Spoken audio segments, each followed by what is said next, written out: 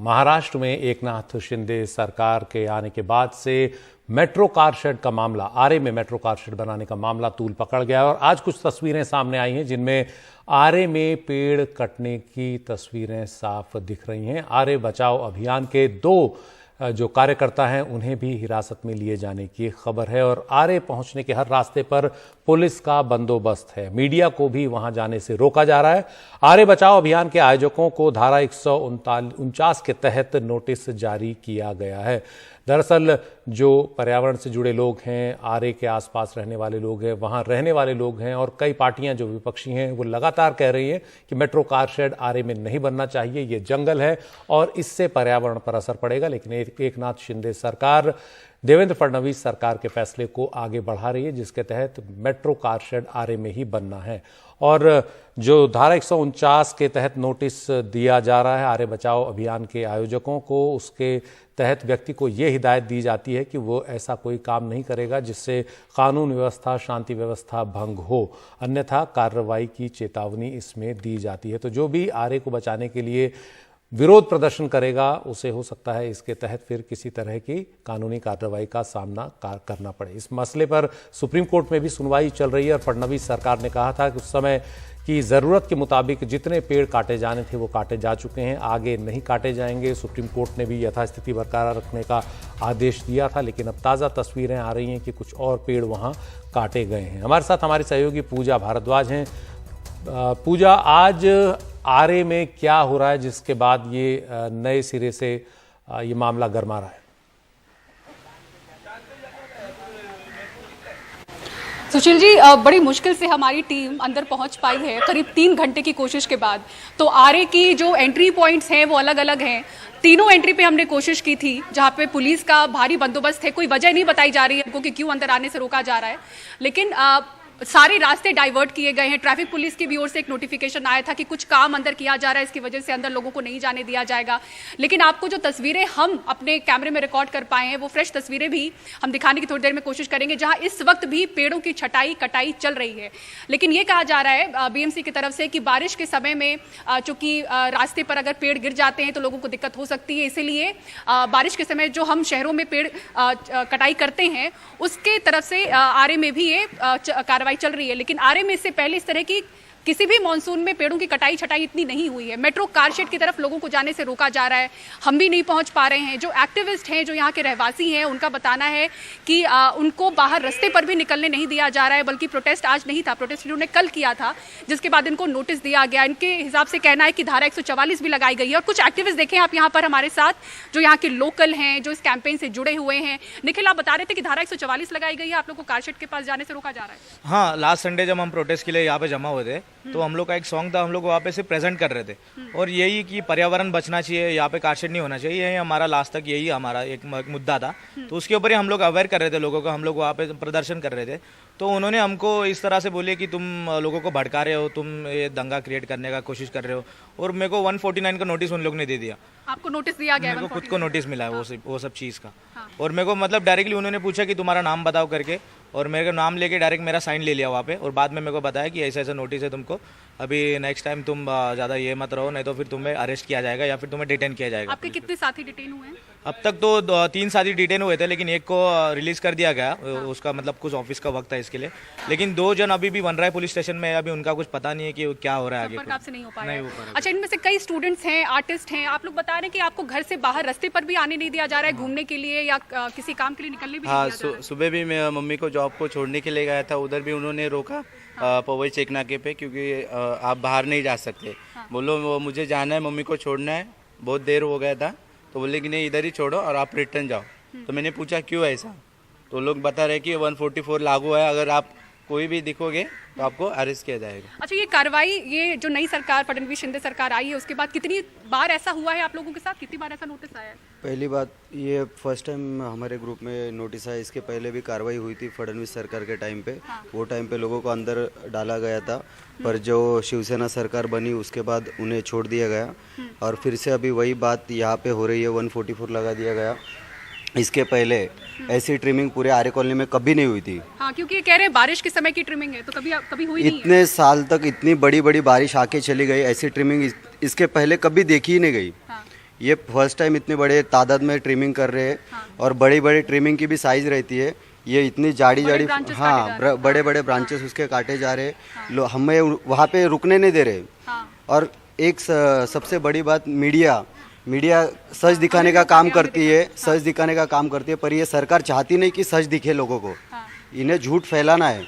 नहीं तो और अब आप लोग ऐसे कैंपेन कैसे आगे ले जाएंगे? अब तो अगर धारा 144 आप लोगों के लिए वहाँ पे कारशेड के पास है, आप लोग तस्वीरें रिकॉर्ड कर रहे थे, उसे डिलीट किया गया, आप लोग बता रहे थे? यस सुबह एक बंदे ने कुछ फोटोज क्लिक करे थे पेड़ों को जो ट्रिमिंग की है उसके रिगार्डिंग, तो वो भी डिलीट करवा दिए गए पुलिस के इनसे। आपका फ़ोन लेके उन्होंने डिलीट किया? यस और हाँ, तो इसी तरह से चालू है। तो अभी जैसे कि देखा जाए तो पुलिस तो हमारे संरक्षण के लिए होते हैं, बट हमें तो आज डर लग रहा है उनसे कि कैसे होगा ये सब। हम तो आगे कैंपेन अब कैसे आगे आप लोग ले जाएंगे? सेव आरे कैंपेन जो आप लोगों का है, कुछ आप लोगों ने सॉन्ग भी इसके लिए बनाया था? क्या है वो बताना चाहेंगे? हाँ, हमने एक सॉन्ग बनाया। हम उसमें से हम बताना चाहते कि सरकार आएगी, सरकार जाएगी, पर तुम पेड़ मत काटो। हमें ऐसा विकास नहीं चाहिए जहाँ पे पर्यावरण का नुकसान करके आप विकास कर रहे हो। तो ऐसा हमें नहीं चाहिए, इसलिए हम लोगों तक बस एक मैसेज पहुंचाना चाहते कि आप जंगल बचाना चाहिए, पेड़ों को नहीं काटना चाहिए। एक और बात दर्शकों तक ये हम पहुंचा दें कि सुप्रीम कोर्ट में 2019 में आपको बता दें कि कुल 7 पिटिशंस हैं हाई कोर्ट और सुप्रीम कोर्ट को। अगर आप देखें सुशील जी, पेड़ कटाई को लेकर जो मेन पिटिशंस हैं वो सुप्रीम कोर्ट में है। तो 2019 में जब सुनवाई हुई थी, फडणवीस सरकार ने कहा था कि 2500 के लगभग पेड़ काटे जाने थे, 2100 हमने काट दिए, अब पेड़ नहीं काटे जाएंगे। लेकिन जो यहाँ के एक्टिविस्ट हैं, जो तमाम जो पिटिशंस दाखिल कर रहे हैं, उनका कहना है कि 200 से 250 या 300 पेड़ ही काटे गए थे और इतने समय में और हरियाली वहाँ की बढ़ चुकी है और पेड़ आ चुके हैं। ऐसे में 2000 पेड़ और हैं जो काटे जाने हैं। पर मेट्रो कारशेड के अंदर इस वक्त क्या चल रहा है, तस्वीरें हमारे पास नहीं है, लेकिन आसपास जो हमने आपको दिखाया है कि जो पहुँचने के रास्ते हैं वहाँ से पेड़ों की छटाई कटाई शुरू हुई है। वो तस्वीरें हमारे साथ हैं जो इस वक्त आपको हम दिखा रहे हैं। हालांकि बीएमसी का कहना है कि वो रेगुलर एक प्रैक्टिस है जो हम देखते आ रहे हैं। तो इस तरह से कैंपेन आप लोगों का कैसे आगे चलेगा? कोर्ट में मामले तो चलते रहेंगे, अभी बताया जा रहा है कोई फ्रेश पिटीशन भी आप लोगों की तरफ से जा सकता है। इसके बाद भी हम ये लड़ाई जारी रखेंगे और हम जो आरे के खिलाफ, जो कारशेड है उसके खिलाफ हम आंदोलन जारी रखेंगे। अच्छा देखिए, जब हम लोग उससे बात कर रहे हैं, कुछ पुलिसकर्मी भी यहाँ पर मौजूद हैं, उनसे भी हम समझना चाहेंगे। सर, क्यों यहाँ पे मीडिया को क्यों रोका गया? मीडिया को रोका नहीं मैडम, चलिए आप प्लीज कोऑपरेट कीजिए। चलो चलो चलो दादा, कुछ कार्रवाई लोगों पर हुई है? जो प्रोटेस्ट कर रहे हैं उन पर कोई कार्रवाई आप लोगों की तरफ से हुई है? गार्डन वाले चलिए अपना अपना काम कीजिए, चलिए पुलिस को कोऑपरेट कीजिए। चलिए धारा 144 है क्या सर इधर? चलो पूरा, चलो पूरा मीडिया को पूरा बताया हुआ है। चलो भैया अपने अपने काम के लिए। तो हमने लाइव कोशिश की इनसे बात करने की, तो आप देखिए कि धारा 144 पर फिलहाल ये कुछ नहीं बोल रहे हैं। कितने लोग डिटेन किए गए हैं पुलिस से, वो भी हम संपर्क करने की कोशिश कर रहे हैं। फिलहाल हमें जानकारी नहीं है, लेकिन जो लोग यहाँ पर उस इलाके पर नहीं थे जहाँ पे पेड़ों की कटाई छटाई हो रही है, उनको वहाँ पे रोका गया। कारशेड के पास भी रोका जा रहा है, आपको फिर से बता दें। लेकिन हम यहाँ पे जो गार्डन इलाके में थे इनसे बात करने के लिए, वहाँ पर भी पुलिस का जमावड़ा, आप देखिए पुलिस किस तरह से पहुंची और इनको हटाया जा रहा है। तो क्यों ये कार्रवाई है? कब फडणवीस सरकार और शिंदे सरकार की तरफ से भी कोई नया बयान आएगा, हम वो भी इंतजार करेंगे। क्योंकि पेड़ों की कटाई को लेकर सुप्रीम कोर्ट में अगर कहा गया कि नए पेड़ अब नहीं काटे जाएंगे, तो आखिर ये पेड़ों की कटाई क्यों? और अब देखिए पुलिस किस तरह से इन्हें अलग कर चुकी है, यहाँ से हटा चुकी है।